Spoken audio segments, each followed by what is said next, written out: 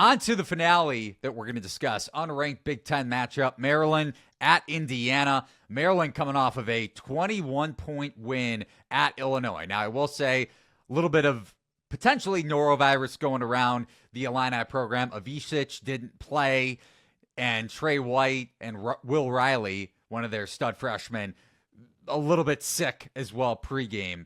But either way, Maryland won their first true road game, won their first quality Q1 road game as well.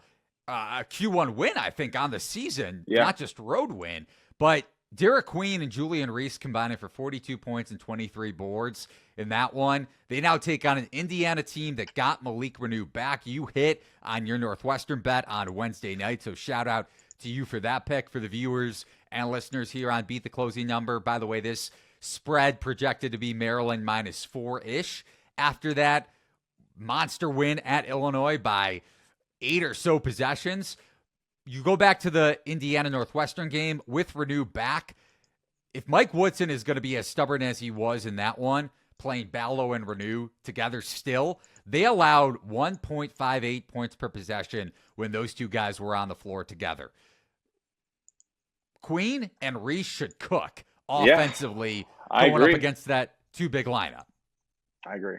I mean, this is a spot, I think, depending on the number. Yeah.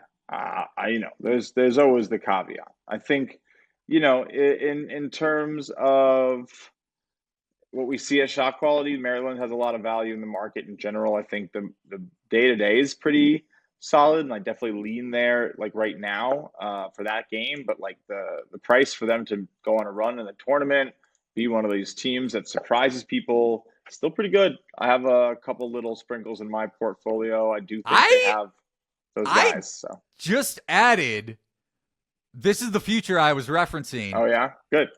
Maryland good. Final Four, 23-1 last night. Okay. What's your bet on Maryland? I think I've been playing everything to go to the to win it all. I find that usually there's a pretty tough hold on the secondary markets, and like I don't want to hedge any of them out. I think there's maybe a chance at some point that I might, but I don't really see it happening. I'd rather get that team to the Final Four and then worry about it, honestly. But Maryland, I got 90-1 on the championship winner, and then that was a couple days ago, the second little touch up. I think I also got 120-1 a week ago. I could find out. Give me 1 second. But yeah, I have. I'm a fan. I think what they're doing. They're is 100-1 on BetMGM. You could price shop at thelines.com. Nice. Yeah, always make sure you're price shopping. I'm definitely not always the best at it, especially with limitations on where all that good stuff. That's a picture of Tyler Kolek reading. But no, I think it's a good spot to get in on them. They've been a team that has honestly impressed me with the pace, some of the finishes.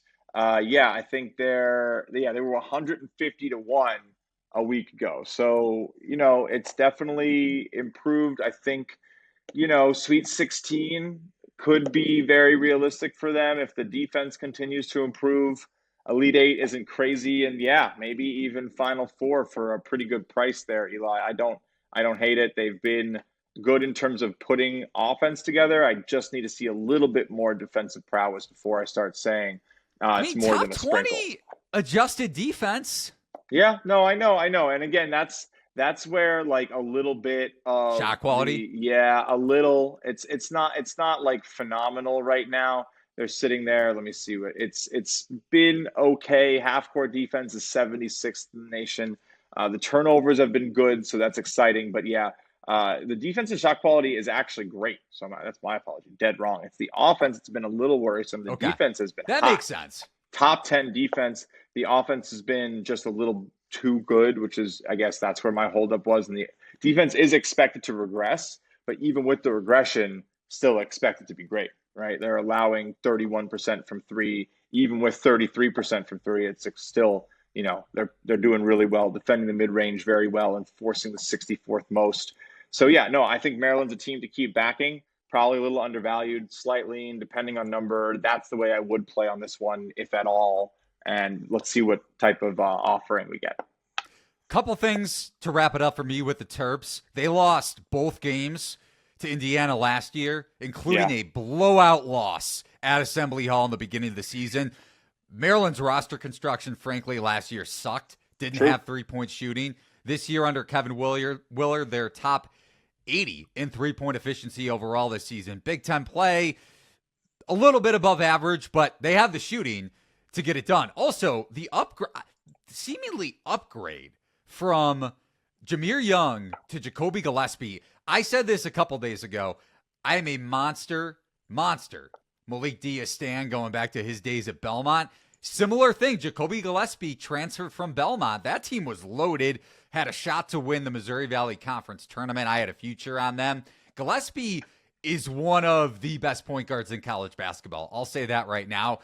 I don't necessarily like to bet transfer-filled rosters, but this team a little bit different for me just because of how much I like Gillespie and what he does for this team offensively and defensively. He is a pest defensively. We saw it last night against Yakachonis, even though Illinois was banged up.